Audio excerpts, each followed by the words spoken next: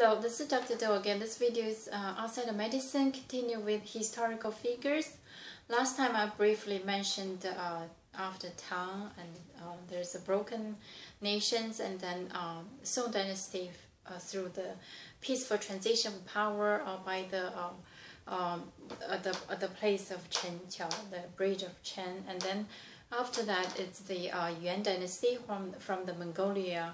During those Mongolia was always, since the Han dynasty, they always have a little conflict with the mainland.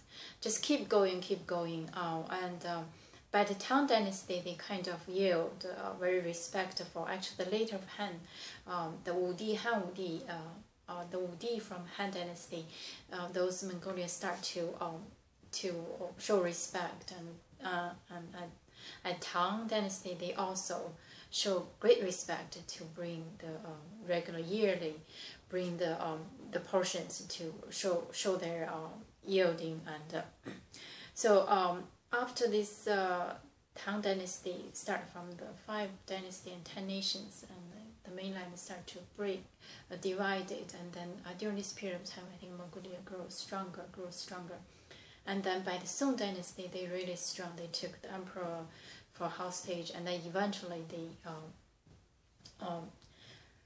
took the throne of the mainland, but they still kept the culture of Han or Tang, keep the language, keep the everything, the culture, the language, the currency, and the policy, and also the intelligence in terms of agriculture.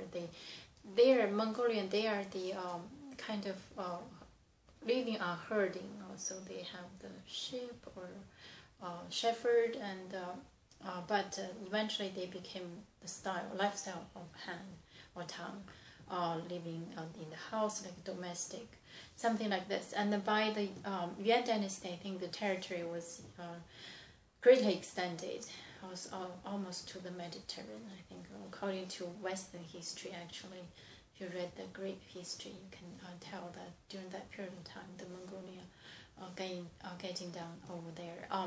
But anyway, after this, the end of Yuan dynasty, there are a lot of rebellions and different forces. There's the important people, and then eventually become Ming dynasty.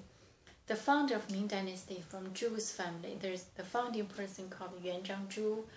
This person is just like a Bang Liu who established the Han dynasty, who is from poor family, no parents actually. He was orphan, so he just wandering the street. And but the difference, the similarity between him and the Bang Liu was they both very poor. They both married well and married late. But in terms of other aspect between Liu and Zhu, there are a lot of difference. According to history, Liu was very kind, nice.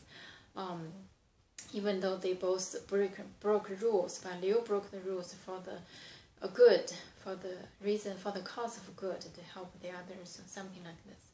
But this Jew, I think, according to according to legend, he was kind of really narrow-minded, vicious, selfish, and broke the rules just without a good reason, just want to broke it. Something like this. He was even sent to the monk, but he made a bad monk. So eventually, he just joined the rebellion army, and then during that period of time, he started a rich family, a girl, and he just pursued her and married her. And eventually, so then that's part of the for him to getting stronger, to be trained, and at the personal level, he was kind of very cunning, political. So he started from the bottom, but eventually he gained the power of the rebellion, and then gained the throne. And even though after he became the emperor, he did also a lot of vicious things. He killed all the important 3 or 4 men who grown up with him together, fought with him, helped him to gain the throne. But he just either toxic or killed them. Eventually, he just did this kind of things according to the tale or legend from the history. Anyway, he established the Ming dynasty. The capital was in Nanjing, that's the capital. He established a capital, and he passed his throne, supposed to be to his son, but his son died. That was a kind of tragedy for him, and then he passed to the grandson.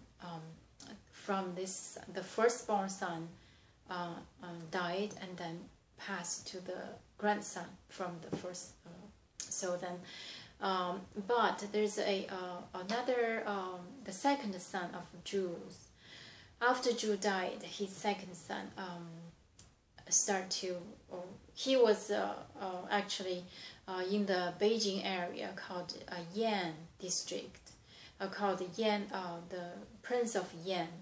But after he learned that his father passed away, the throne passed to his nephew, and he collected all of his money, his army, and came down to the south, to the Nanjing area, in the name of to show respect, to mourn for his father. Actually, he came down just to take the throne. Yes, he did. So he took the throne, established the Ming dynasty. Actually, he did a quite good job as a emperor, actually, because his nephew was kind of young. And so then he changed the capital from Nanjing to Beijing. So that's where the Beijing as the capital start from Ming dynasty, the second or the third. The grandson from Zhu was really short, 1 or 2, 1 year, even less. But so then he moved the capital to Beijing. So that's where the capital started from Ming dynasty. Just in Beijing, and after Ming, Qing dynasty also take Beijing as capital. So this Beijing capital was started from Zhu Di, Prince Yan, and eventually become the emperor of the Ming dynasty, and the capital changed to his palace. So that's where that's when the Beijing start to be a capital. Anyway, so this Ming dynasty, there's some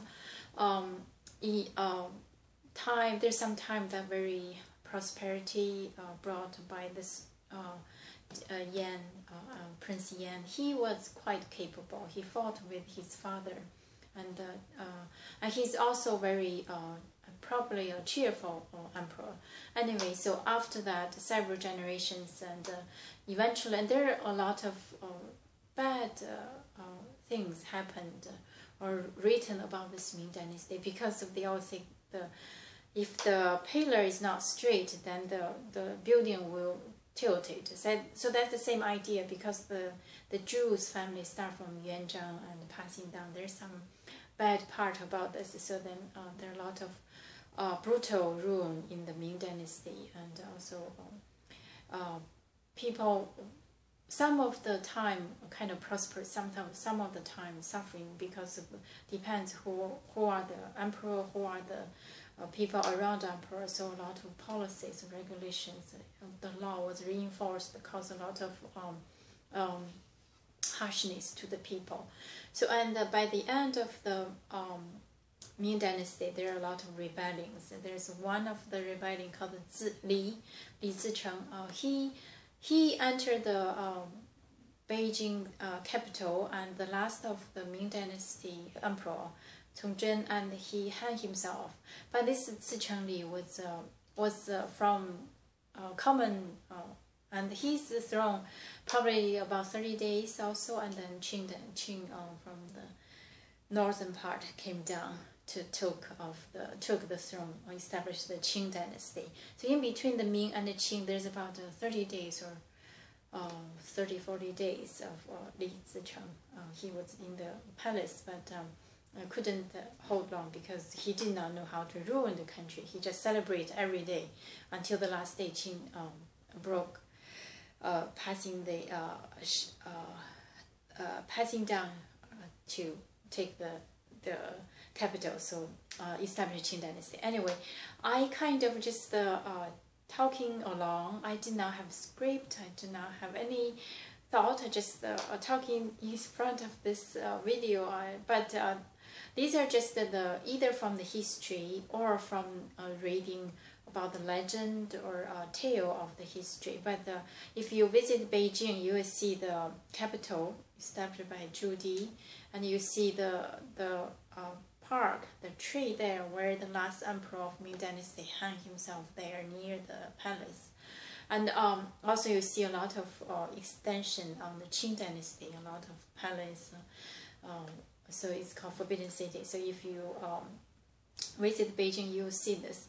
But anyway, so Qing dynasty is the last dynasty, the last emperor. So that brought to the another almost 100 years of peaceful, either domestic or international invasions. So I'm going to continue tomorrow. But thank you for watching. I will see you next time.